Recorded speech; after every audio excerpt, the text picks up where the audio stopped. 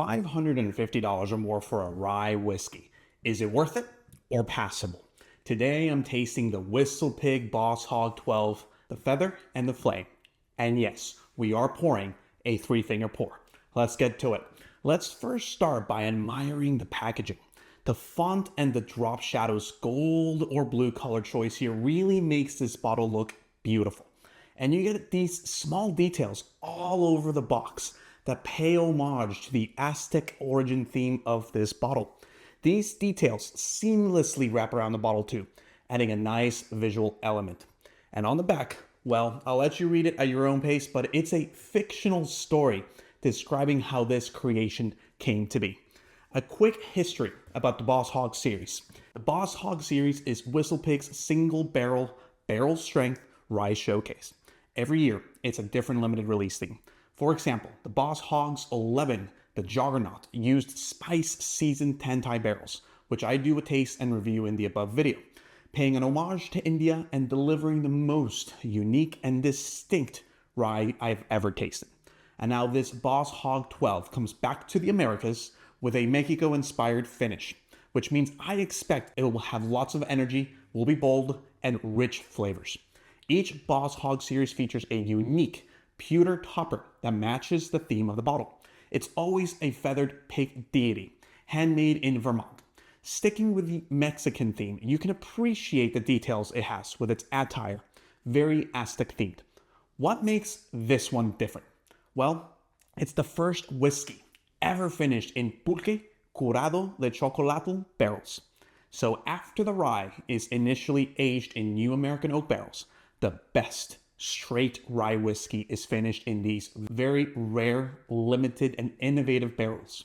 But what is pulque? And what is xocolatl? Well, pulque is made by extracting the sap from an agave plant, the same plant that brings us mezcal and tequila from Mexico. This agave plant takes 10 years to mature, and once the sap is extracted, it's left to ferment. It's not cooked, nor distilled. And xocolatl is an ancient Aztec chocolate drink. Taking the pulque, the xocolatl, and additional Mexican chili peppers are then combined to season these one-of-a-kind barrels. What this means for taste, hopefully, is a harmony between the well-aged rye, the sweetness from the pulque and xocolatl, and a hint of heat from the Mexican chili. We'll find out shortly. And check this out. The back label has an NFC tag.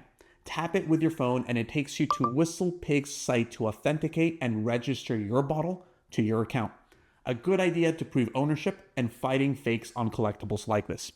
Since this is a single barrel release, each bottle comes from a specific cask and is bottled at cask strength, with the proof varying by barrel, anywhere between 104 to 108, making each bottle truly unique.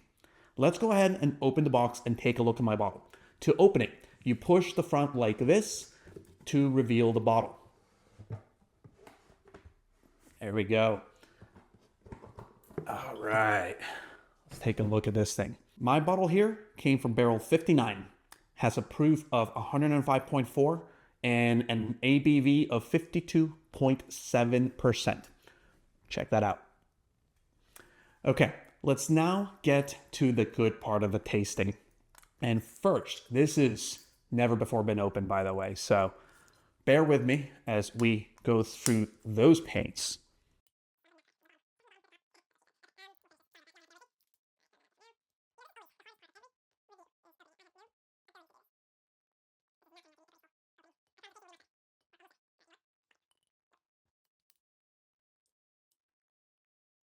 I've got no fingernails. We did it. Okay, that took a while. Now for my favorite part of any opening. Watch this. Just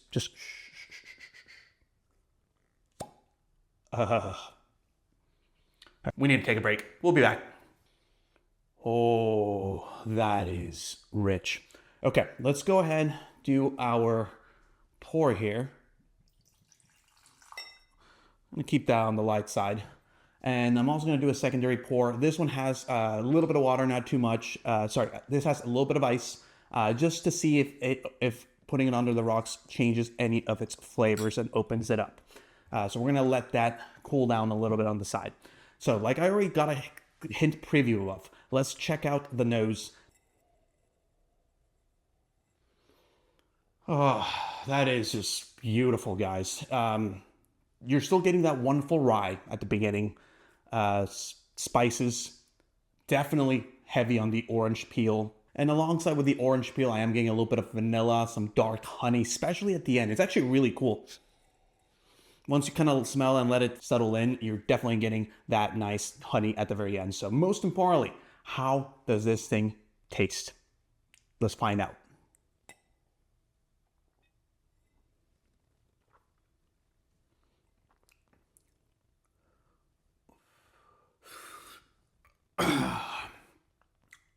That is powerful. Okay. Very bold. I almost wanted to cough, but mama ain't no rage, no. But it's definitely strong. Texture is good. Flavors are layered.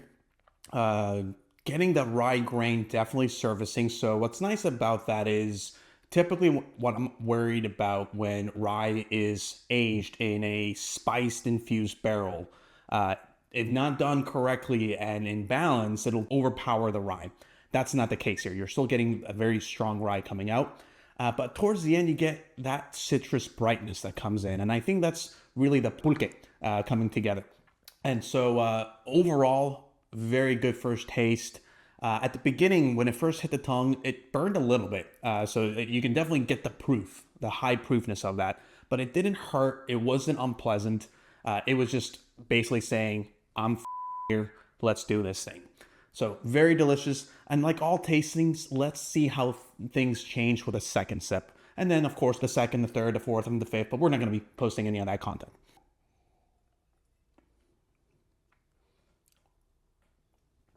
Let it settle all through the tongue here in the mouth.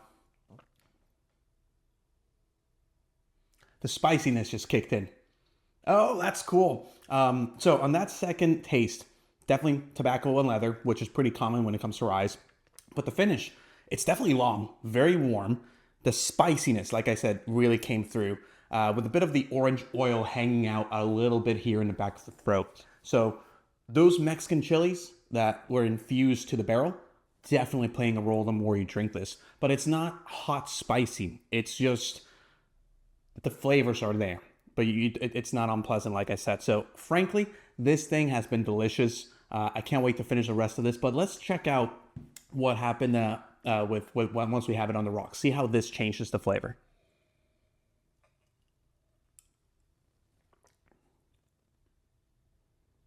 Okay. Do not ever drink this on the rocks. Here's why. It absolutely diffused all those layers of flavors. And so now all I got there was strong rye.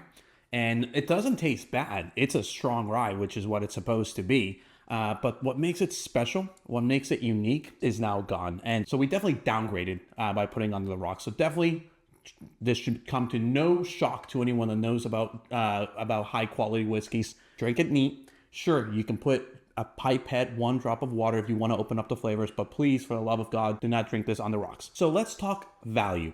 This bottle here runs for $550 or more. You're basically paying for scarcity due to a very low volume bottle.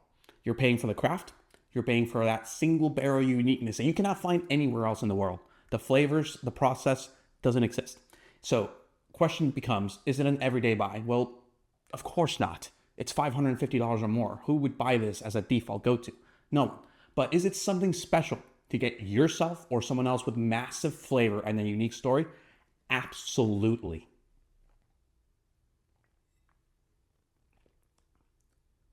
God, that's amazing. Now, the question becomes, when I compare it to the other WhistlePig Boss Hog tasting I did as shown above, this one is not as intense when it comes to trying to be different and bold and really loud about it. See, the Boss Hog XI, the Juggernaut, let me zoom in here a little bit closer for you all. This one here, by the way, is not just a limited release, single barrel release. It's a collectible item because normally this is silver, but this is a collector's item, super rare to find. So I lucked out being able to find this one. But this thing does not change the flavor. And with this one, because it was aged in 10 Thai barrels, it is paying that homage to India, using Indian spices to infuse the barrel. So when it comes to a shock taste factor, this bottle had flavors of lavender and of course Indian spices. You can never imagine a rye still being a rye while having those flavors. So this one is loud, rare, almost I would call rebellious to what a rye should be. But this one, the Boss Hog 12 that we just reviewed, won't be as drastically different to what you come to expect from a high quality rye, which to some is exactly what is desired.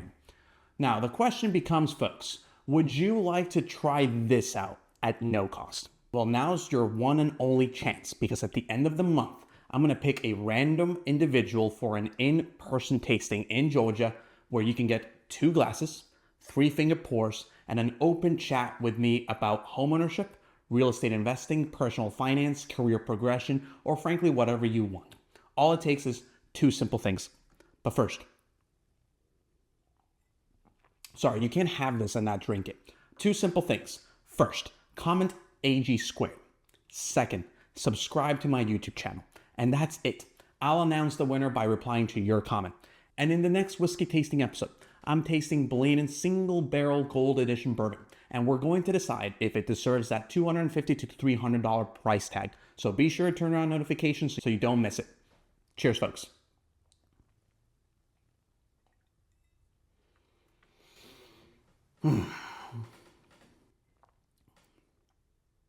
Ooh, that final sip, pure honey. Pure honey. And I think it was because I ruined it with the taste with the rocks. So that kind of helped introduce this a little bit back to what it should originally be tasting like.